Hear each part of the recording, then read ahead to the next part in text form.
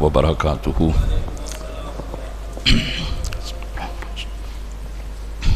الحمد للہ نحمده ونستعینه ونستغفره ونؤمن به ونتوکل علیہ ونعوذ باللہ من شرور انفسنا ومن سیئات اعمالنا من يهده الله فلا مضل له ومن يضلله فلا هادي له ونشهد أن لا إله إلا الله وحده لا شريك له ونشهد أن سيدنا ومولانا محمدا عبده ورسوله أما بعد فأعوذ بالله من الشيطان الرجيم بسم الله الرحمن الرحيم قد أفلح المؤمنون الذين هم في صلاتهم خاشعون والذين هم عن اللغو معرضون والذين هم للزكاة فاعلون والذين هم لفروجهم حافظون إلا على أزواجهم أو ما ملكت أيمانهم فإنهم غير ملومين آمنت بالله صدق الله مولانا العظيم وبلغنا رسوله النبي الأمين المكين الكريم ونحن على ذلك لمن الشاهدين والشاكرين والحمد لله رب العالمين۔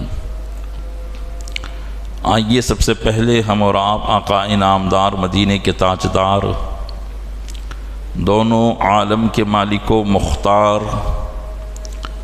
نائب پروردگار گلشن ہستی کی اولین فصل بہار کے دربار گوہر بار میں درود پاک کا قیمتی ہار پیش کریں۔ اللہم صلی علی سیدنا شفیعنا نبینا و مولانا محمد معدن الجود والکرم وآلہ وبارک وسلم۔ عقیدت و محبت کے ساتھ ایک مرتبہ اور پڑھیں۔ اللہم صلی علی سیدنا شفیعنا نبینا و مولانا محمد معدن الجود والکرم وآلہ وبارک وسلم۔ گنبد خضراء کے تصور کے ساتھ ایک مرتبہ اور پڑھ دیں۔ اللہم صلی علی سیدنا شفیعنا نبینا و مولانا محمد معدن الجود والکرم منبع العلم والحلم والحکم وآلہ واصحابہ وبارک وسلم صلاۃ و سلاما سرمدا دائما ابدا علیک یا رسول اللہ۔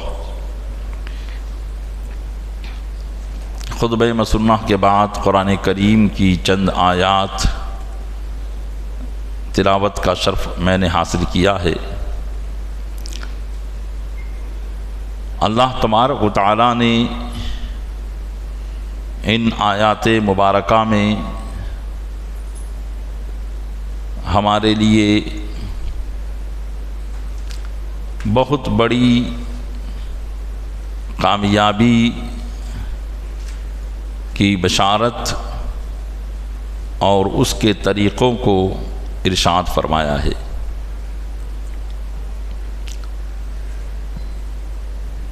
مسلمانوں کی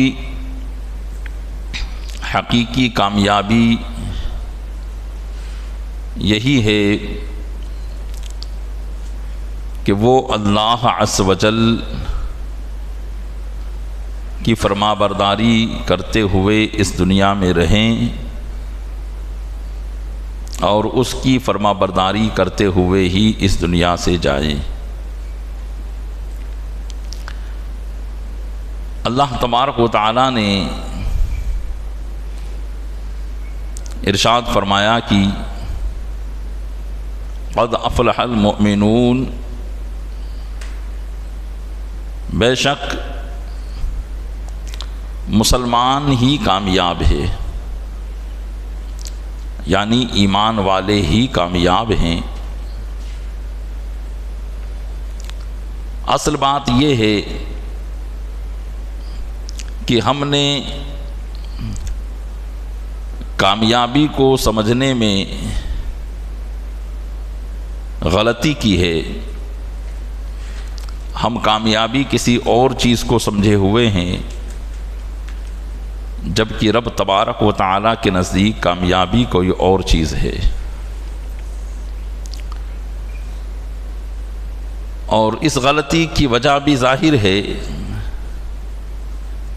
چونکہ ہم دنیا میں رہتے ہیں، دنیا کے مشاہدات، دنیا کی ترقیاں اور روز بروز کی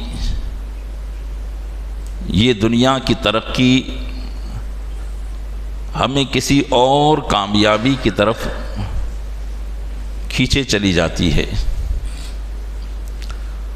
اور ہم دنیا کے لوگوں کو جب دیکھتے ہیں کہ واقعی انہوں نے دنیا کے بتائے ہوئے فارمولے پر عمل کیا تو وہ کامیاب ہو گئے، تو ہم بھی اس دھوکے میں آ کر یہی سمجھ بیٹھے کہ ہاں دنیا نے جو فارمولہ کامیاب ہونے کا بتایا ہے وہی حقیقی کامیابی ہے۔ اس لیے ہم سے یہ غلطی واقع ہوئی ہے۔ بظاہر دنیا کا بتایا ہوا کامیابی کا فارمولہ یا دنیا کے بتائے ہوئے کامیابی کے اسباب بظاہر صحیح بھی نظر آتے ہیں کہ دنیا نے ایک فارمولہ بتایا کہ آپ اگر کامیاب بننا چاہتے ہو تو آپ کو ایک اچھا بزنس کرنا ہوگا، کاروبار کرنا ہوگا، محنت اور لگن کے ساتھ اپنی پالیسی اختیار کرنی ہوگی تو تم کامیاب ہو جاؤ گے۔ دنیا میں کامیابی کا ایک ہی نظریہ ہے، اور وہ نظریہ یہ ہے کہ آدمی منصب والا ہو، عہدے والا ہو، مقام و مرتبے والا ہو، مال و دولت والا ہو، بس وہی کامیاب ہے۔ جبکہ اسلام کے نظریے سے اگر ہم کامیابی کو دیکھیں، اللہ اور رسول کے بتائے ہوئے طریقے کا چشمہ لگا کر اگر ہم کامیابی کو دیکھیں تو جتنے فارمولے دنیا نے کامیاب ہونے کے بتائے ہیں حقیقت میں وہ کامیابی ہی نہیں ہے، بلکہ وہ بربادی ہے، ناموسی ہے اور رسوائی ہے۔ مال ہی کو لے لیجئے، بہتر سے بہتر عہدے اور منصب ہی کو لے لیجئے، کہ اگر یہی کامیابی کا ذریعہ ہوتا اور یہی کامیابی کا سبب ہوتا تو دنیا میں بڑے سے بڑے بادشاہ، بڑے بڑے مالدار، جن کی حکومتیں دنیا کے بیشتر مقامات پر قائم ہو چکی تھی، بلکہ کچھ ایسے بھی بادشاہ گزرے کہ جنہوں نے پوری دنیا پر حکومتیں کی تھی، آج لوگ ان کا نام تک نہیں لیتے، یا نام بھی لیتے ہیں تو رسوائی کے ساتھ لیتے ہیں۔ پتہ چلا کہ منصب، عہدہ، مال اور دولت یہ سب کے سب ایک عارضی کامیابی تھی، ٹیمپریری کامیابی تھی، جس کامیابی نے جب تک وہ زندہ رہے، جب تک ان کا دبدبہ رہا، ان کو بتایا کہ وہ کامیاب ہے۔ اس کے بعد جب ان کا زمانہ چلا گیا، ان کا عہدہ چلا گیا، ان کا مال و دولت چلا گیا، تو لوگ اپنے آپ کو ان کے جیسا کہنے میں بھی شرم کرتے ہیں۔ کوئی یہ نہیں کہتا کہ میں نمرود کے راستے پر چلوں گا، کوئی یہ نہیں کہتا کہ میں فرعون جیسی عادات کو اپناؤں گا، کوئی یہ نہیں کہتا کہ میں یزید جیسا بن کر دکھاؤں گا، اس لیے کہ بظاہر دنیاوی اعتبار سے وہ کامیاب نظر آ رہے تھے، لیکن اللہ عز و جل کی شریعت کے مطابق وہ کامیابی نہیں تھی، اس لیے اب لوگ ان کے راستے پر چلنا اپنے آپ کو گوارا نہیں کرتے۔ لیکن دوسری طرف آپ دیکھیے، بہت سی ذوات قدسیہ اور بہت سے بزرگان دین ایسے گزرے ہیں کہ جن کے پاس ظاہری طور پر نہ تو کوئی مقام تھا، نہ مرتبہ تھا، نہ کوئی وہ بادشاہ تھے، نہ وزیر تھے، نہ بہت بڑے مالدار تھے، نہ کروڑوں پتی تھے، نہ ابجو پتی تھے، لیکن اس کے باوجود آج انسان یہ سوچتا ہے کہ کاش اللہ تعالی ہمیں ان کی عادات میں سے ایک عادت عطا فرما دے۔ ہم دعا کرتے ہیں کہ اللہ ہمیں ان کے راستے پر چلا،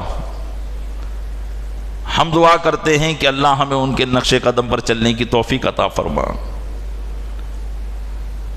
تو پتہ چلا کہ جن راستے پر وہ بزرگان دین تھے، جن کے پاس ظاہری سطوت، دبدبہ، طاقت و قوت، مال و دولت کچھ نہیں تھا،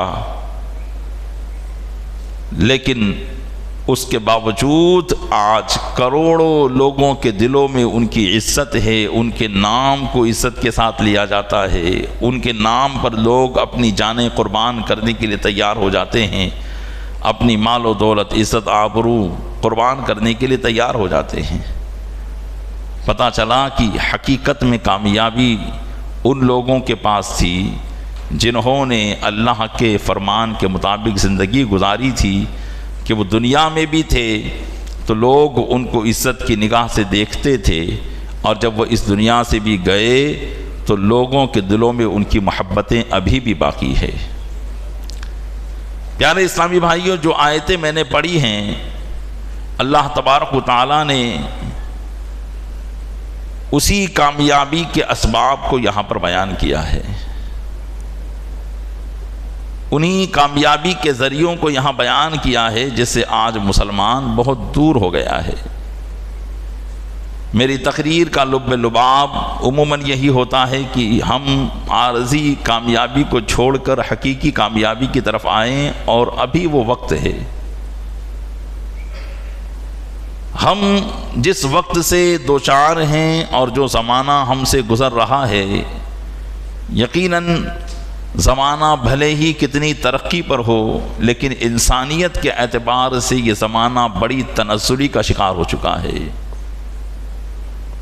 انسانیت کے اعتبار سے یہ زمانہ بہت نچلے درجے کی طرف چلا گیا ہے، اور اللہ کے تمام بندوں میں مسلمان ہی بندہ ایسا ہوتا ہے جو ہر زمانے میں تنزلی کے وقت میں حقیقی ترقی کے راستوں کو اختیار کر کے خود بھی ترقی پر فائز ہوتا ہے، اور دوسرے گرتوں پڑتوں کو بھی وہ اٹھانے کی کوشش کرتا ہے۔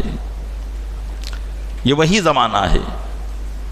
آج سے 200 سال 300 سال پہلے کا زمانہ ہمارے بزرگوں کا زمانہ گزرا، اب جو زمانہ ہے بظاہر ہمیں اسلامی شان و شوکت، دبدبہ، سطوت بظاہر نظر نہیں آتا، اور ہم یہ سوچتے ہیں کہ جو دنیا چل رہی ہے بس وہی صحیح ہے۔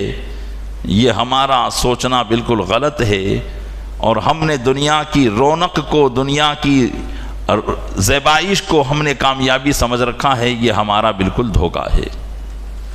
ہماری زندگی گزر جائے گی، ہم اس دنیا سے چلے جائیں گے، دوسرے لوگ آئیں گے، وہ بھی چلے جائیں گے، لیکن یہ اللہ کا دین ہے۔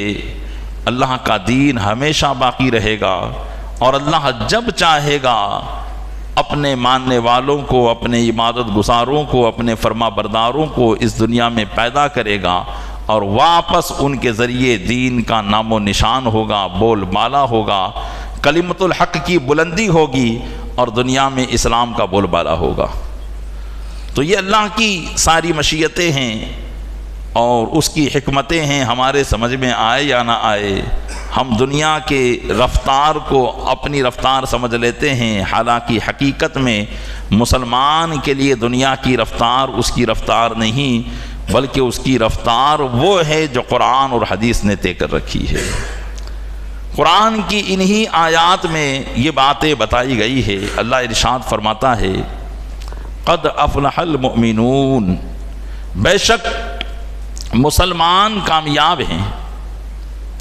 لیکن اب یہاں پر چونکہ مسلمان تو سبھی اپنے آپ کو کہتے ہیں، ایک شراب پینے والا بھی اپنے آپ کو مسلمان کہہ رہا ہے، زنا کا مرتکب، جھوٹ بولنے والا، کاروبار میں لوگوں کے ساتھ دھوکہ کرنے والا، لوگوں کو چیزوں کے عیب نہ بتانے والا، بغیر عیب بتائے اپنے مال کو فروخت کر دینے والا، ایک مسلمان کے مال کو ہڑپ کرنے کی کوشش کرنے والا، سبھی تو اپنے آپ کو مسلمان کہہ رہے ہیں۔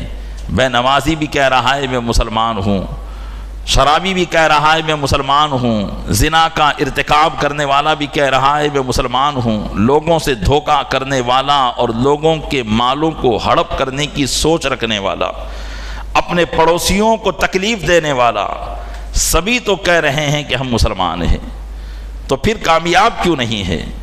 تو اللہ تبارک و تعالیٰ نے ارشاد فرمایا کہ کون سے مومن کامیاب ہیں، مراد کو پہنچنے والے، کامیابی کو پہنچنے والے وہ کون سے مسلمان ہیں کہ جنہوں نے ان عادات کو چھوڑا جن عادات کو ہم نے بتایا تھا، اور جن عادات کو اپنایا جن عادات کو ہم نے بتایا تھا، اس عادات کو اپنا کر وہ کامیاب ہو گئے، وہ کون سے مسلمان ہیں؟ تو رب تبارک و تعالیٰ ارشاد فرماتا ہے وہ الذین هم فی صلاتہم خاشعون، وہ لوگ جو اپنی نمازوں میں گڑ گڑاتے ہیں، اپنی نماز میں گڑ گڑاتے ہیں، یعنی خشوع اور خضوع اختیار کرتے ہیں۔ اب اگر ہم اسی پر گفتگو کرنا چاہیں تو پورا بیان اختتام پذیر ہوگا۔ ہم غور کریں، سب سے پہلے تو یہ کہ ہم نماز ہی نہیں پڑھتے، دوسری بات یہ ہے کہ نماز پڑھتے ہیں تو ہمیں نماز کا شعور نہیں ہے، طریقہ نہیں ہے، نہ عبادت ریاضت کرنے کی کوئی جانکاری ہے۔ بس ماں باپ کو دیکھا نماز پڑھتے تھے، ہم نے دیکھ لیا پڑھنے لگ گئے، نہ تو ہمیں فرائض کی جانکاری، نہ واجبات کی جانکاری، نہ سنن و مستحبات کی جانکاری، اور نہ ہی ان چیزوں کو حاصل کرنے کا ہمارے اندر شوق ہے اور نہ کوئی جذبہ ہے۔ تیسری بات یہ ہے کہ چلیے نماز کے مسائل، فرائض، واجبات کے ساتھ ہم نماز تو ادا کر لیتے ہیں، لیکن دل دنیا کے اندر لگا ہوا ہے، دل دنیا کی طرف بھٹکا ہوا ہے۔ نمازوں میں گڑ گڑانا، نمازوں میں اللہ کی بارگاہ میں عاجزی و انکساری پیدا کرنا، یہ ہمارے دل میں ہی نہیں ہے۔ ہم بس یہی کرتے ہیں کہ بھئی جلدی سے نماز سے فارغ ہو جائیں اور واپس دنیا کے کام کاج میں لگ جائیں۔ نماز کے لیے ایک مختصر سا وقت، اللہ کی بارگاہ میں حاضر ہونے کے لیے ایک مختصر سا وقت ہم نے اپنے 24 گھنٹے میں نکال کے رکھا ہے۔ بس اس وقت میں ہم حاضر ہو کر یہ سمجھتے ہیں کہ ہم نے بہت بڑا کام انجام دے لیا ہے۔ ہم اپنے آپ کو نمازی سمجھنے لگ جاتے ہیں، ہم اپنے آپ کو پرہیزگار سمجھنے لگ جاتے ہیں، ہم اپنے آپ کو یہ سمجھنے لگ جاتے ہیں کہ ہاں ہم اب تو نمازی ہو چکے ہیں اور اب لوگوں کی نگاہ میں ہماری عزت ہونی چاہیے۔ تو اصل نماز جو اللہ نے مومنین کی صفات بیان کی تھی وہ یہ تھی کہ ارشاد فرمایا الذین هم فی صلاتہم خاشعون، وہ جو اپنی نماز میں گڑ گڑاتے ہیں، یعنی خشوع و خضوع کو پیدا کرتے ہیں۔ خشوع خضوع کیا ہے؟ یقیناً خشوع خضوع پیدا نہیں ہو پاتا بہت کوشش سے بھی، لیکن اس کی کوشش کرنی چاہیے۔ سب سے پہلے تو یہ کہ نماز کو دنیا اور ما فیہا سے بالکل بے نیاز ہو کر ادا کی جائے، زمانے کے خیالات کو مسجد کے باہر، دل کے باہر کر کے ہم نماز پڑھنے کی کوشش کریں۔ لیکن یہاں ہمارا حال بالکل اس سے مختلف ہے۔ ہم مسجد میں آ کے ہی دنیا کی باتیں کرنا شروع کر دیتے ہیں، دنیا کے معاملات کو انجام دینا شروع کر دیتے ہیں۔ یہ یہاں کیوں رکھا ہوا ہے، اس سے جھگڑا، اس سے جھگڑا، اس سے بات چیت، اس سے حالات کی پرسش، یہ ساری چیزیں جو ہم مسجد کے باہر کر رہے ہوتے ہیں، کسی نہ کسی حد تک ہماری وہی عادتیں مسجد میں بھی باقی رہتی ہے۔ تو آپ بتائیے کہ مسجد میں ہمارا خشوع خضوع کہاں سے پیدا ہو پائے گا؟ اللہ کی بارگاہ میں جو دل لگانا ہے وہ کہاں سے پیدا ہو پائے گا؟ نماز کو مومنین کی معراج کہا گیا ہے کہ گویا نماز میں بندہ اپنے رب سے ملاقات کرتا ہے، اور یہ ملاقات کی ڈیفینیشن ہی ہم سمجھ نہیں پائے، اس کا طریقہ ہی ہم سمجھ نہیں پائے، تو ہم کیسے وہ نماز بجا لا پائیں گے جو کامیاب لوگوں کی نمازیں ہیں؟ تو اللہ نے ارشاد فرمایا کہ وہ مومنین کامیاب ہیں جو اپنی نمازوں میں گڑ گڑاتے ہیں۔ چلیے آپ کہیں گے یہ تو مقربین کا مقام ہے، یہ تو بزرگان دین کا طریقہ تھا کہ وہ نماز میں مشغول ہو جاتے تو انہیں دنیا کی خبر نہیں ہوتی۔ ہم بھی کوشش کریں، چلیے فرائض و واجبات کے ساتھ نماز ادا کرنے کی کوشش کر لیں، دل لگا کر رب کی بارگاہ میں نماز پڑھنے کی کوشش کریں، یہ ہم کوشش کر سکتے ہیں۔ خشوع خضوع ادا کرنا اللہ کی اختیار میں ہے، اللہ تعالیٰ وہ اختیار عطا فرما ہی دے گا۔ دل لگانے کی کوشش کرنی چاہیے۔ بزرگان دین نے فرمایا کہ نماز میں دل نہ لگے تب بھی نماز پڑھتے رہو، عبادت میں دل نہ لگے تب بھی نماز پڑھتے رہو، ایسا تمہیں نماز کا شوق و شوق ہونا چاہیے۔ جیسا کہ آپ فرماتے ہیں بزرگان دین، جیسا کہ کھانا کھانے والا جب کھانا کھاتا ہے تو کبھی کبھی پنکھا نہ چلنے کی وجہ سے مکھیاں بھن بھناتی ہے، لیکن کھانے کا شوقین کھاتا رہتا ہے، مکھیاں ہٹاتا رہتا ہے، کھانا چھوڑتا نہیں ہے۔ بس یہ وسوسے، یہ خیالات بھی مکھیوں کی طرح ہے، ان کو ہٹاتے رہیے، نماز پڑھتے رہیے، ایک دن اللہ نے چاہا تو دل لگ ہی جائے گا، اور نماز میں ذوق و شوق پیدا ہو ہی جائے گا، خشوع خضوع پیدا ہو ہی جائے گا۔ لیکن اس کے جو اسباب ہیں وہ اسباب اپنانے ہوں گے، اور وہ اسباب کیا ہے؟ وہ ہے صدق مقال، رزق حلال، یعنی اپنی روزی کو حلال کرنا ہوگا اور اپنی بات کو سچی کرنا ہوگا۔ جس دن یہ دونوں چیزیں سچی ہو گئی، نماز میں وہ مزہ آئے گا کہ پھر نماز سے ہٹنے کا دل نہیں چاہے گا۔ یہ پہلی صفت اللہ نے کامیاب لوگوں کی بیان فرمائی۔ اب دوسری صفت ارشاد فرماتا ہے والذین هم عن اللغو معرضون، اور وہ لوگ جو کسی بیہودہ بات کی طرف توجہ نہیں کرتے۔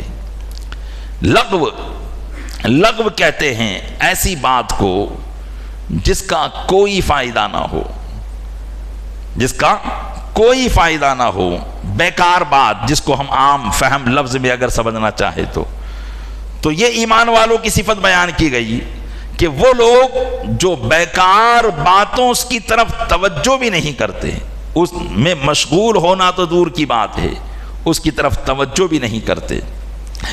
آج ہم اپنے معاشرے پر نگاہ دوڑائیں یا خود اپنی ذات پر نگاہ دوڑائیں، صبح سے شام تک، بلکہ اٹھنے سے لے کر سونے تک نہ جانے کتنی ایسی فضول باتیں، خیر فضول باتیں تو اپنی جگہ پر، نہ جانے کتنے گناہوں کی باتوں میں ہم مشغول ہو کر اپنے دن کو گزارتے ہیں۔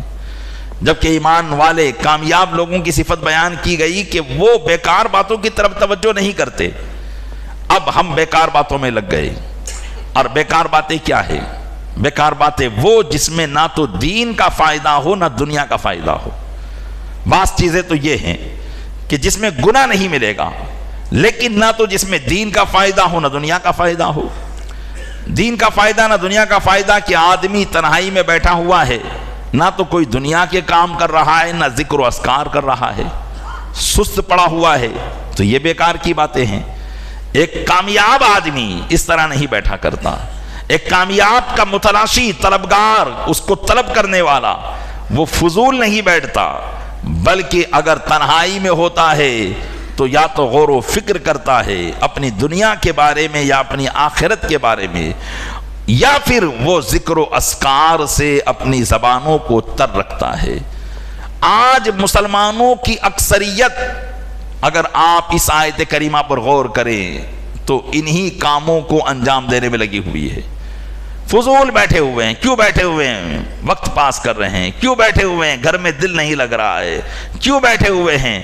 بازاروں میں، سڑکوں پر، روڈوں پر آج ایک مسلمان نوجوان کی زندگی گزر رہی ہے، مسلمان بوڑھوں کی زندگی گزر رہی ہے، جنہوں نے اپنی زندگی کا مقصد صرف یہ بنا رکھا ہے کہ صبح فجر میں اٹھو، نماز پڑھ لی، نماز پڑھنے کے بعد چائے کی دکان پر جا کے بیٹھ جاؤ، سورج نکلنے سے پہلے یہاں چائے سستی ملتی ہے، یہاں چائے زیادہ ملتی ہے، وہاں اپنے وقت کو وہ گزار رہا ہے۔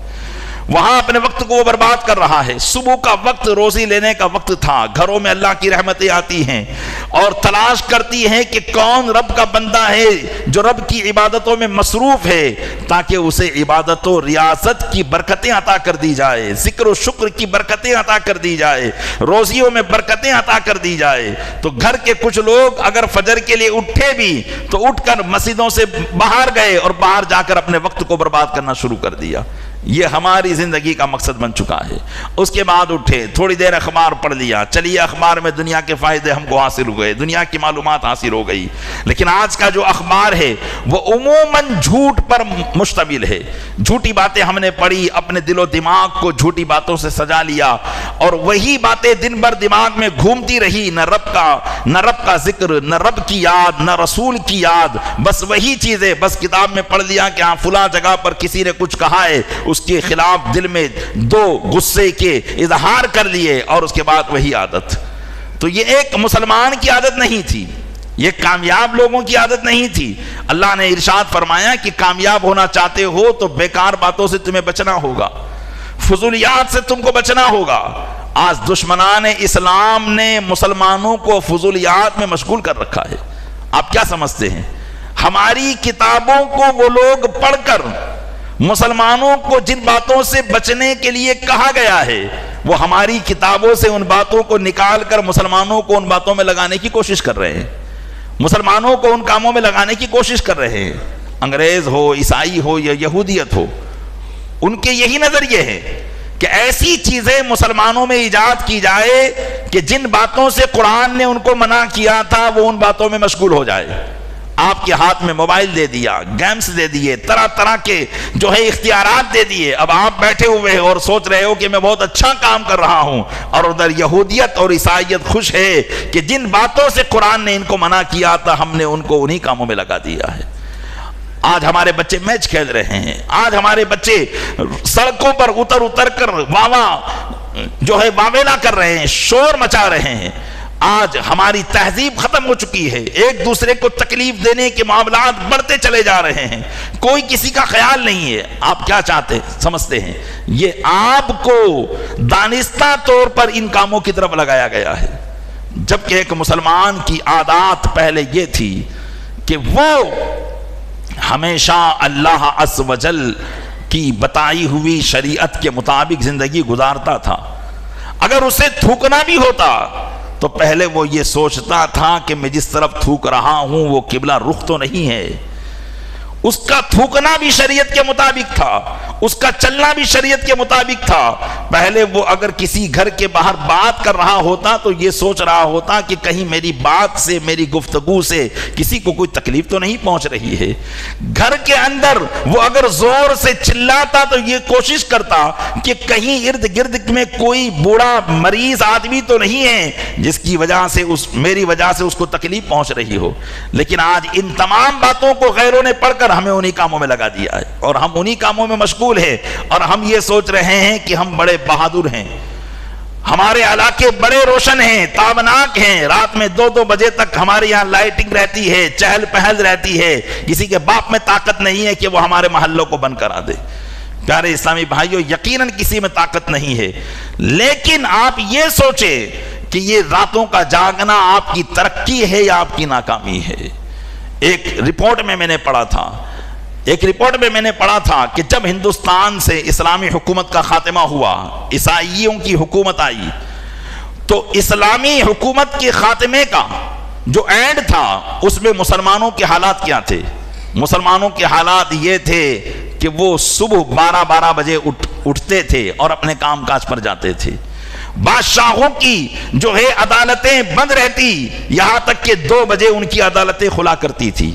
اور یہ حالات مسلمانوں کے ہو گئے تھے. رات میں بڑے بڑے نواب ناچو گانے کی جو ہے محفلیں سجایا کرتے, طوائفیں ان کے دربار میں آ کر اس قسم کے گانے گایا کرتی, ان کے دلوں کو لبھایا کرتی. شراب اور کباب میں آدھی راتیں گزر جاتی اور پھر وہ صبح اٹھا کرتے تھے. اس کے بعد پھر عیسائیت کا دور دورہ ہوا, برٹش گورنمنٹ نے ہندوستان پر قبضہ کیا, اسلامی حکومت کا خاتمہ کیا.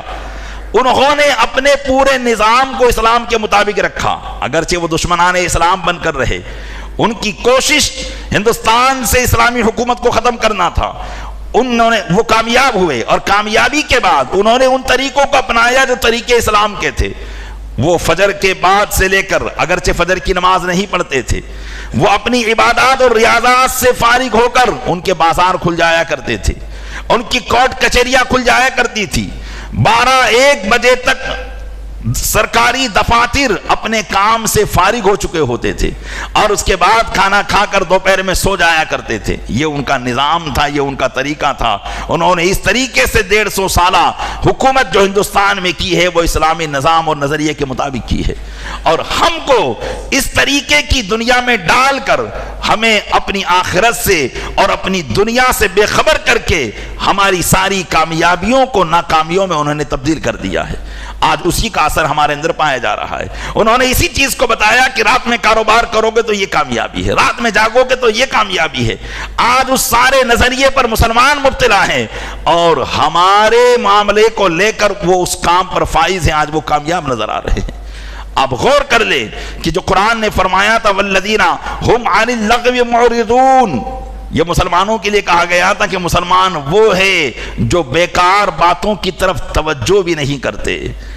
لیکن توجہ کرنا تو دور کی بات ہے، ہمیں سر سے لے کر پیر تک بیکار کاموں میں مشغول کر دیا گیا ہے۔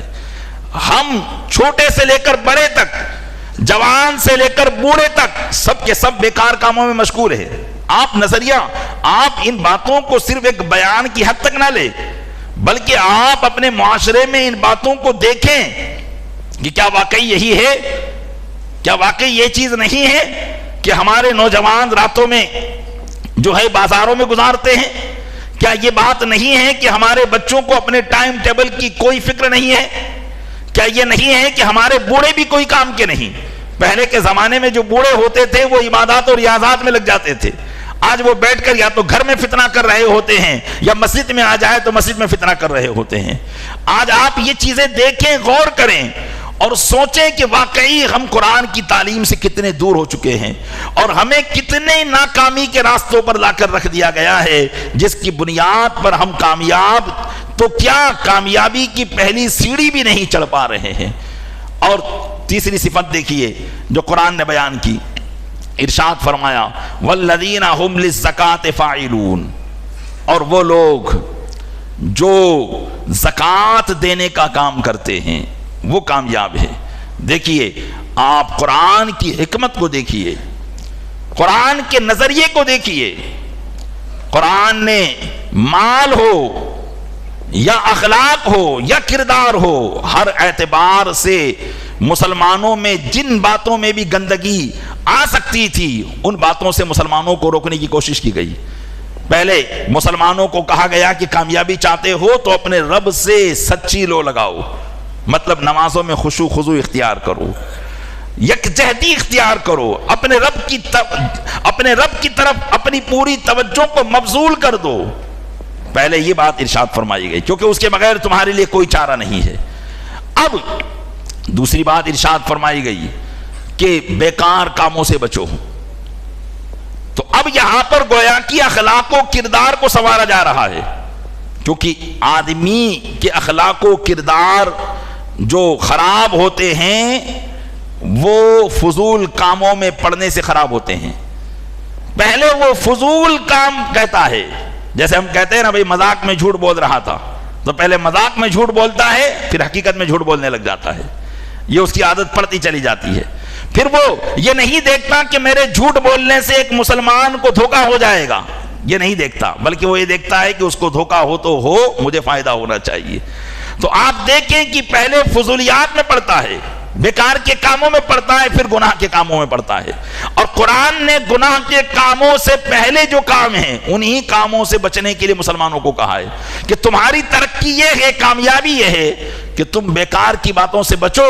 بیکار کی باتوں سے بچو گے تو بیکار کی باتوں سے بھی بچ جاؤ گے اور گناہ کے کاموں سے بھی بچ جاؤ گے۔ اب دوسری چیز انسان کو جو تباہ و برباد کرتی ہے، ایک تو انسان کی لت عادت، اور دوسری ہے انسان کی دولت۔ انسان کا مال اس کو تباہ و برباد کر دیتا ہے، انسان کی دولت اسے تباہ و برباد کر دیتی ہے۔ اسی لیے عادت کو لت کہتے ہیں اور مال کو دولت کہا جاتا ہے۔ یہ لت ایک ایسا لفظ ہے کہ جس چیز میں پڑتا ہے اس کو خراب کر دیتا ہے۔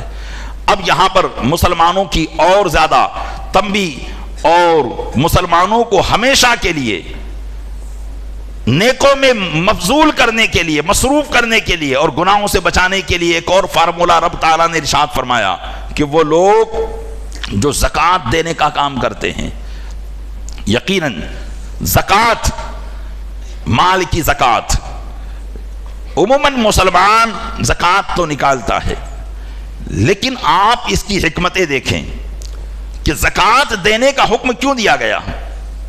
اس لیے کہ مال کی محبت ایک ایسی محبت ہے کہ جو انسان کو رب کی محبت سے دور کرتی ہے۔ مال کی محبت ایک ایسی محبت ہے جو انسان کو اس کے رب سے دور کر دیتی ہے۔ بندہ اور رب کے درمیان جو تعلق ہوتا ہے، مال کی محبت اسے ختم کر دیتی ہے۔ مثال کے طور پر ہم یہاں پر آئے اور ہمارے دل میں مال کی محبت ہے، تو دل میں وہی خیالات چلتے رہیں گے کہ فلاں کو اتنا پیمنٹ کرنا ہے، فلاں کو یہ کرنا ہے، فلاں کو وہ کرنا ہے، اتنا پیسہ۔ لیکن اب قرآن نے ہمیں اس کی طرف سے توجہ ہٹانے کے لیے کہا گیا کہ زکوٰۃ ادا کریں۔ جب زکوٰۃ ہم اپنے مالوں کی ادا کرتے رہیں گے تو حقیقت میں اس کے بہت سے فائدے تو ہیں، غریبوں کا فائدہ ہوگا، بہت سے مسلمانوں کے کام بنیں گے، لیکن ہماری جو اصلاح ہوگی وہ یہ ہوگی کہ رب تعالیٰ نے جو مجھے مال عطا کیا ہے، یہ مال صرف میرا نہیں ہے بلکہ اللہ تبارک و تعالیٰ نے جن کا حق اس میں رکھا ہے ان کے لیے بھی یہ مال ہے۔ تو جب یہ سوچ ہماری پیدا ہو جائے گی، ہم مال کی محبت کی طرف مائل نہیں ہوں گے، اور یہ مال کی محبت ہمیں تباہ و برباد نہیں کرے گی۔ آج ان چیزوں سے بھی مسلمان دور ہوتا چلا جا رہا ہے۔ مال کی محبت ایسی رچ بس گئی ہے کہ ہم اپنی زکوٰۃ بھی صحیح طریقے سے ادا نہیں کر پاتے، صدقات بھی صحیح طریقے سے ادا نہیں کر پاتے۔ ہم نے پیسہ کمایا تو ہماری صرف یہی سوچ بنتی ہے کہ یہ پیسہ چونکہ میں نے کمایا ہے اس لیے یہ میرے بینک کا بیلنس رہے گا، میرے مکان کی زینت بنے گا، میرے گھر کی زینت بنے گا، کسی دوسرے مسلمان کے گھر کی زینت یہ نہیں بن سکتا۔ اس لیے آج مسلمانوں میں غربت پر غربت بڑھتی چلی جا رہی ہے، غریبی پر غریبی بڑھتی چلی جا رہی ہے۔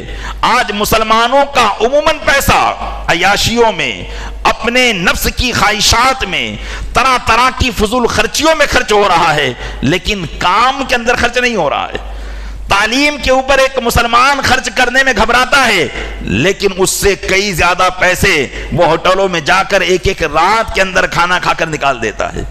یہ کیا ہے؟ نفس کی لذتیں ہیں۔ نفس نے چاہا کہ فلاں جگہ پر کھایا جائے تو فلاں جگہ پہنچ گئے، گھر میں وہی کھانا 200-300 روپے بن سکتا تھا، لیکن ہوٹل میں جا کر 2000 3000 5000 10,000 تک، بلکہ اس سے بھی زیادہ اپنی نفس کی خواہشات کے مطابق آدمی خرچ کر کے آ جاتا ہے، اور اس کو اس بات پر احساس تک نہیں ہوتا۔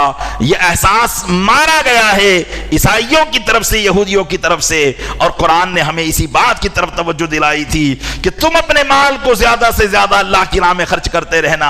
اللہ نے تم کو مال دیا تھا اور ارشاد فرمایا تھا وفی اموالہم حق للسائل والمحروم، اور ان کے مالوں میں سائلین اور محرومین کا حق ہے۔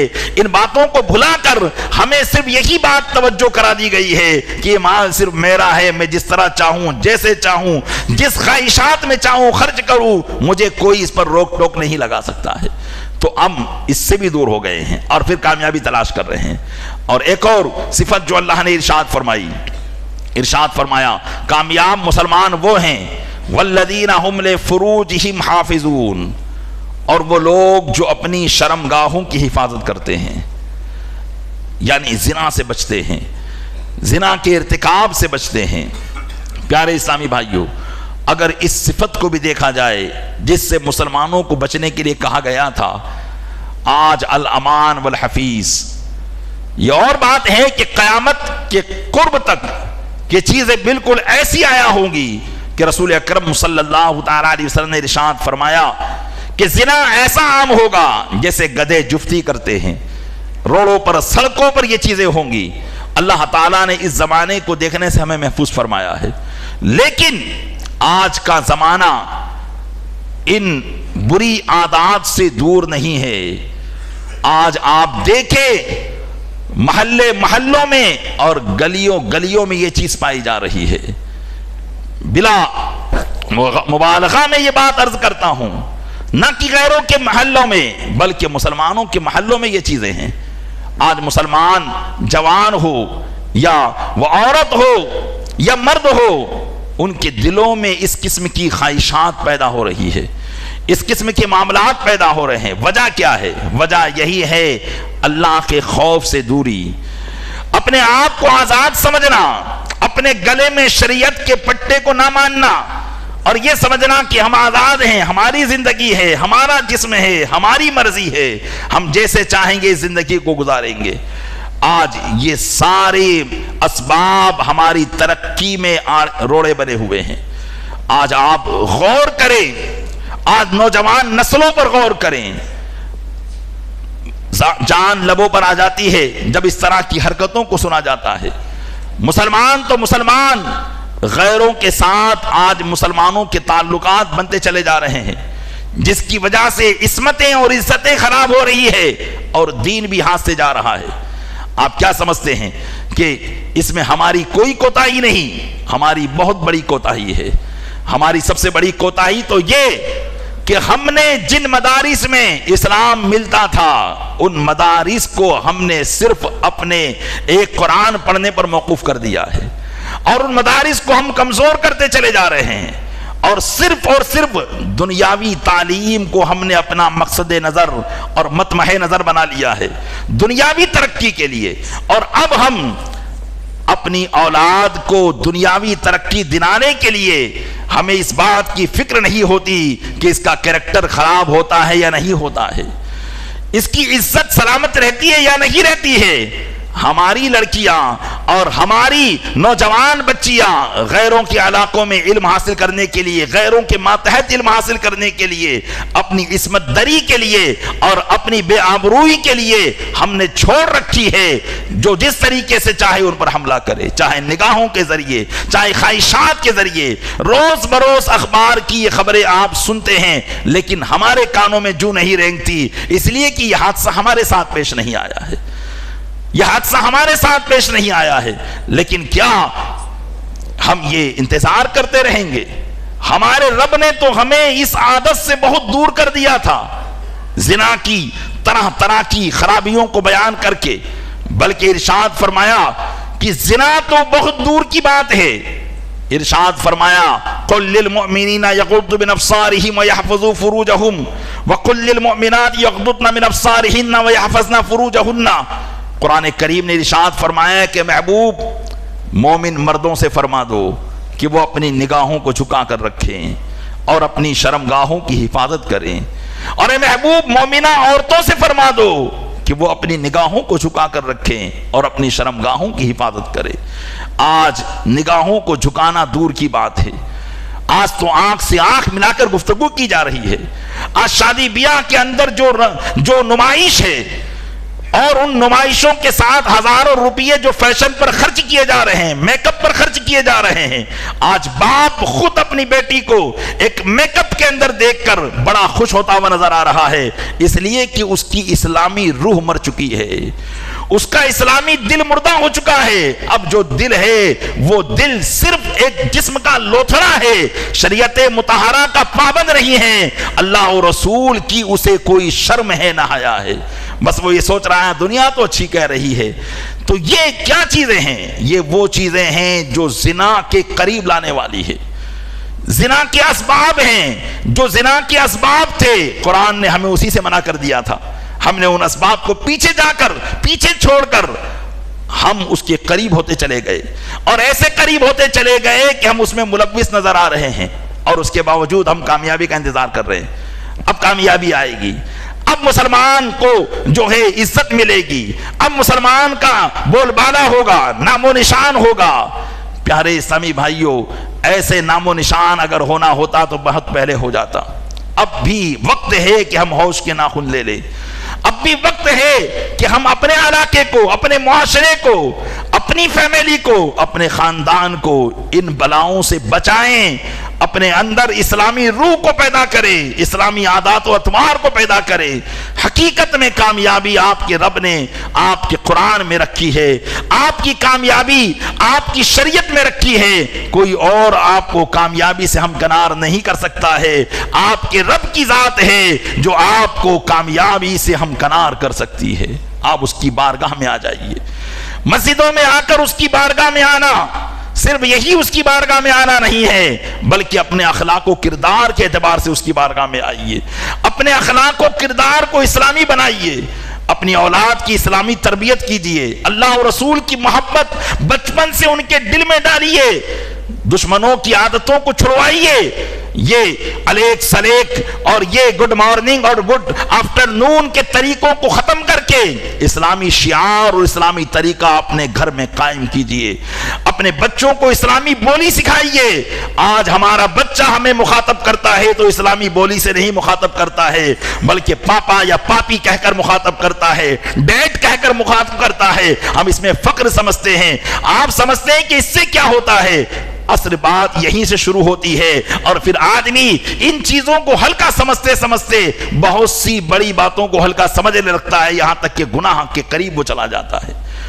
ہر قوم کا ایک شعار ہوتا ہے، ایک علامت ہوتی ہے، ایک نشانی ہوتی ہے۔ کیوں کوئی غیر اپنے باپ کو ابا کہہ کر نہیں پکارتا؟ کیوں کوئی غیر اپنے باپ کو ابا جان کہہ کر کیوں نہیں پکارتا ہے؟ اس لیے کہ وہ جانتا ہے کہ ہمارا شعار یہ نہیں ہے، یہ تو اسلامی شعار ہے، لیکن ہم نے اپنے شعار کو چھوڑ کر دوسرے شعار کو اپنا لیا ہے۔ بچپن ہی سے اپنے بچوں کی وہ تربیت کی ہے، زبان سے کسی کو کوئی دشمنی نہیں، زبان سب اللہ کی اتاری ہوئی ہے، لیکن بعض زبانیں، بعض کلچریں کسی کی پہچان ہو جایا کرتی ہے، اور بعض کسی کی پہچان، تو ہمیں اپنی پہچان کو ایجاد کرنا چاہیے۔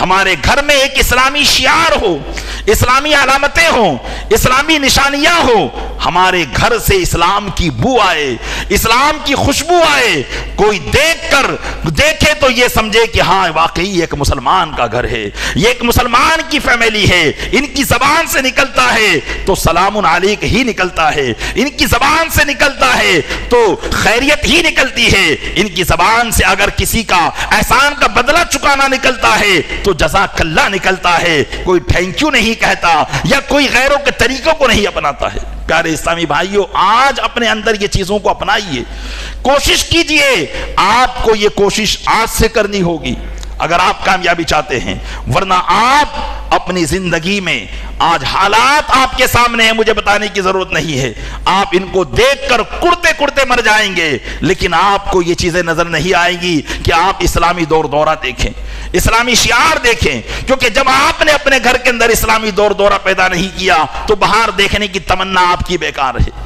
اگر آپ باہر اسلامی دور دورہ دیکھنا چاہتے ہیں تو اپنے گھر میں اسلامی دور دورہ پیدا کر دیجئے، اپنے گھر کے ماحول کو اسلامی بنا دیجئے، اپنے گھر کے ماحول کو نبی کریم صلی اللہ علیہ وسلم کی سنت سے آراستہ کر دیجئے۔ کوشش کریں صبح فجر سے لے کر عشاء تک میرے گھر کے سب لوگوں نے نماز پڑھی یا نہیں پڑھی ہے۔ کوشش کریں کہ جو رزق ہم کھا رہے ہیں وہ حلال کھا رہے ہیں یا حرام کھا رہے ہیں۔ کوشش کریں کہ میری ذات سے کسی پڑوسی کو تکلیف تو نہیں ہوئی ہے دن بھر میں۔ یہ سارے اخلاق کو اپنانے کی کوشش کریں۔ آپ کے رب نے آپ کی کامیابی کے راز بتائے ہیں، اور جب تک آپ ان کامیابی کو نہیں اپنائیں گے آپ کامیاب نہیں ہو سکتے ہیں۔